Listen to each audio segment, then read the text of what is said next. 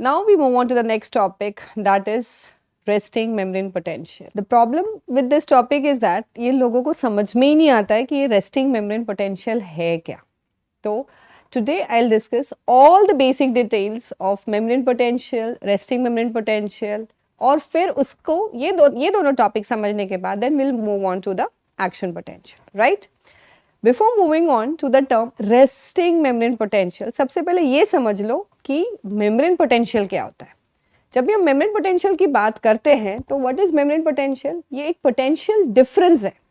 तो difference मतलब there has to be the two areas जहाँ पे भी हम ये difference find out कर रहे हैं, यानी एक area का difference दूसरे area के difference से different है, right? करके तो हम potential difference की बात कर रहे हैं. So membrane potential it is like जो इसके term में ही है, membrane potential. So it is what? It is a potential difference across the membrane of all the living cells with inside being negative relative to outside. तो potential difference है कहाँ पे? membrane के across में. अब जब this is your cell membrane, yes, तो cell membrane यहाँ पे क्या है? एक्स्ट्रा सेल्यूलर फ्लूइड है और यहाँ पे इंट्रासेल्यूलर फ्लूइड है. तो ये जो सेल मेम्ब्रेन है उसका जो यहाँ पे डिफरेंस रहेगा पोटेंशियल का, वो पोटेंशियल डिफरेंस को हम क्या बोलते हैं? Membrane potential. और ये डिफरेंस क्यों होता है? क्योंकि तुम्हारा जो ICF है, that is intracellular fluid, it is negative. अब ये नेगेटिव हम किसके रेफरेंस में बात कर रहे हैं? Extra cellular fluid. आई बात समझ में? अब ये डिफरेंस क्यों हो रहा है? It is the main cause for this is the cations and anions, मतलब जो पॉजिटिवली चार्ज आयंस हैं या नेगेटिवली चार्ज्ड आयंस हैं, वो क्या होते हैं? They arrange themselves along the outer and the inner surface of the cell membrane. ठीक है, इन द लास्ट क्लास हमने बॉडी फ्लूइड्स में देखा था कि ECF में मेजर आयन जो है वो है सोडियम. वही हम ICF की बात करें तो मेजर आयन कौन सा है? Potassium. So there is a difference. आई बात समझ में? तो इनसाइड मतलब ICF जो है इट इज नेगेटिव. ये नेगेटिव क्यों है? क्योंकि वहां पे इंट्रासेल्युलर प्रोटीन्स और फॉस्फेट्स है, और ये इंट्रासेल्युलर प्रोटीन्स और जो फॉस्फेट्स होते हैं they are having their negative charge. इसके वजह से ये इनसाइड जो होता है नेगेटिव हो गया, बाहर का क्या हो गया? पॉजिटिव हो गया. डेफिनेटली जब ये इक्विलिब्रियम नहीं है तो there has to be some difference in the potential. हम और उस पोटेंशियल डिफरेंस को हम क्या बोलते हैं? Membrane potential. Now this membrane potential when we talk about, ये दो प्रकार का होता है, एक तो रेस्टिंग और दूसरा एक्शन पोटेंशियल. अब उसके नाम में ही देखो, रेस्टिंग मेम्ब्रेन पोटेंशियल. रेस्टिंग मतलब what does the rest means? आराम कर रहा है. दैट मीन्स तुम्हारा सेल काम नहीं कर रहा है, वो क्विनेसेंट स्टेज में रेस्ट कर रहा है. वो बोलता है कि I am not going to work, I am in the resting stage. So resting membrane potential is a constant or a steady potential difference which is observed between inside and outside of the cell at rest. समझ में आया? तो never get afraid by this term resting membrane potential. membrane potential किसका? Cell membrane का. कौन से condition में? Rest condition में. That is your resting membrane potential. आई बात समझ में? Now this is also called as steady potential or a transmembrane potential. ठीक है, स्टेडी पोटेंशियल मतलब पोटेंशियल डिफरेंस है बट वो स्टेडी है और it is not changing. okay, it is indicating the state of your resting which is a state of your polarization. अभी बच्चों को कैसा होता है ना, they don't understand the terms polarization, depolarization क्या है. तो सबसे पहले go step by step.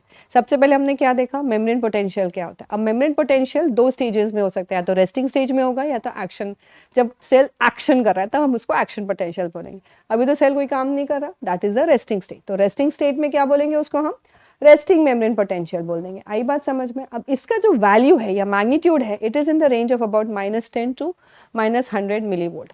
ये जो भी हम ये जो वैल्यू है it is for your excitable tissues. Excitable tissues mainly हम बात करते हैं एक तो नर्व्स की, दैट इज नर्व की बॉडी होगी, न्यूरॉन्स हो गया, एंड दूसरा स्केलेटल मसल, स्केलेटल मसल्स हो गई, या आपका cardiac muscles हो गया. तो this is your these two like nerves as well as your muscles, these are your excitable tissue जिसका एक resting potential होता है. उसका जो variation है that is between -10 to -100 millivolt. okay, now जब भी हम polarized state की बात करते हैं, suppose ये मैंने एक hypothetical diagram बताया जिसमें this is my cell. ठीक है, अब ये सेल का inside is negative and outside is positive. So this is your इसको क्या बोलते हैं हम? State of your polarization. आई बात समझ में? इसी को हम पोलराइज बोलते हैं, polarization. Polarization means a resting stage, that means inside being negative with reference to outside. यानी सेल के बाहर जो, सेल मेम्ब्रेन के बाहर जो चार्जेस हैं वो कौन से हैं? पॉजिटिव चार्जेस हैं, और अंदर कौन से चार्जेस हैं? वो नेगेटिव चार्जेस। आई बात समझ में? Now we move on to the third terminology which you are suppose to know, action potential. ठीक है, एक्शन, उसके नाम में ही एक्शन है। जब सेल काम कर रहा है, एक्शन कर रहा है, तो हम उसको क्या बोलते हैं? Action potential. So what is action potential? It is a membrane potential which is recorded during excited state of the cell. जब सेल रेस्ट कर रहा था तो हमने उसको क्या बोला? Resting membrane potential, that is your RMP. अब सेल रेस्ट नहीं कर रहा है, अब क्या कर रहा है? वो एक्साइट हो गया, अब वो काम करने वाला है। Okay, so it is in the excited state. जब वो काम कर रहा है तो हम उसको क्या बोल रहे हैं? We are saying action potential. आई बात समझ में? ओके, नाउ उसमें अब एक्शन पोटेंशियल के काफी स्टेप्स होती हैं, that will study when we go with your action potential का topic. Now the another term which you should know is depolarization. अब डीपोलराइजेशन का क्या मतलब है? जब भी हम सेल को स्टिमुलस अप्लाई करते हैं तो उसका क्या होता है? मेम्ब्रेन पोटेंशियल जो होता है पॉजिटिव या लेस नेगेटिव हो जाता है in relation to your RMP, that is called as your depolarisation. अब ये बात समझो, अब डीपोलराइजेशन की जब भी हम बात करते हैं, ये कब होता है? ये आपको समझ में आ गया? What is the state of polarisation?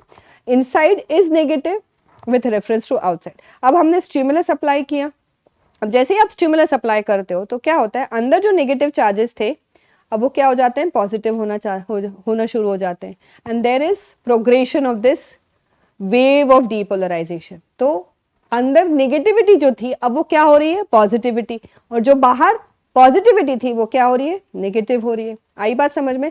तो इसीलिए इसको हम बोलते हैं डीपोलराइजेशन। डी मतलब चला गया, वैनिश हो गया, उल्टा हो गया उसका, पोलराइज स्टेट का अपोजिट।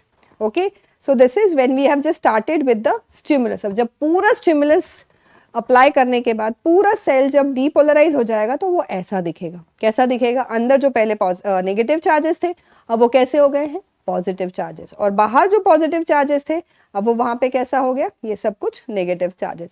समझ में आ गया? बहुत सारे बच्चों को बहुत कंफ्यूजन रहता है कि यार भैया पोलराइजेशन क्या है, डीपोलराइजेशन क्या है, रीपोलराइजेशन क्या है? इट इज नथिंग, आपको सिर्फ चार्जेस के बारे में समझना है। पोलराइज स्टेट मतलब रिलैक्स स्टेट, अंदर नेगेटिविटी बाहर पॉजिटिविटी। आई बात समझ में? जब ये पोलराइज स्टेट डिस्टर्ब हो गया, चला गया, तो हम उसको क्या बोलेंगे? डीपोलराइजेशन बोलेंगे। डीपोलराइजेशन मतलब अंदर क्या हो जाएगा? पॉजिटिव चार्जेस आ जाएंगे और बाहर क्या आ जाएगा? Negative charges. आई बात समझ में? So this is your depolarisation. Now the third term की जो बात होती है that is repolarisation. Now what is repolarisation? It is a return of membrane potential towards your RMP after the phase of your depolarization. अब repolarization मतलब D के बाद re, यानी सेल बोलता है कि भैया एक्साइटेड स्टेट में बहुत देर में नहीं रह सकता। I think it is true for everybody. जब आप एग्जाम्स में होते हो तो आपकी मैक्सिमम फायरिंग होती है न्यूरॉन से, आप उसी स्टेट में हमेशा रह सकते हो क्या? नहीं, it is only till the exam state, exam तक, कि बहुत सारे न्यूरॉन्स फायर कर रहे हैं, you are writing your paper like that.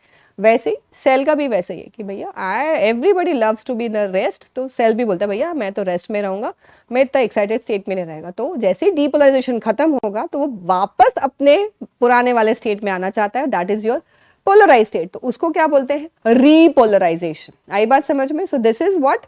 Return of membrane potential towards your RMP, but it is after the phase of your depolarization. इसीलिए उसको हम पोलराइज स्टेट नहीं बोलते, हम उसको क्या बोलते हैं? रीपोलराइजेशन। आई बात समझ में? So this is the third term. Now the next term is your hyper polarisation.